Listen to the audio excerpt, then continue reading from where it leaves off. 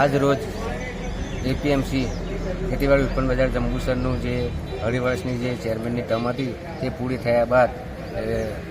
પાર્ટીના નીતિ નિયમ મુજબ ચેરમેનની જે ચૂંટણી આવી રહેલી છે તેના માટેનું આજે ડિરેક્ટર અને ચેરમેન શ્રીના ઉમેદવારો માટેની આજે સેન્સ લેવામાં માટે જિલ્લાના કહેવા મુજબ જિલ્લામાંથી એક પ્રતિનિધિ જેમાંથી એક તાલુકા જિલ્લા સંગઠનના મહામંત્રી પ્રદેશભાઈ ગોહિલ, બીજા એવા સંગઠનના મંત્રી શ્રી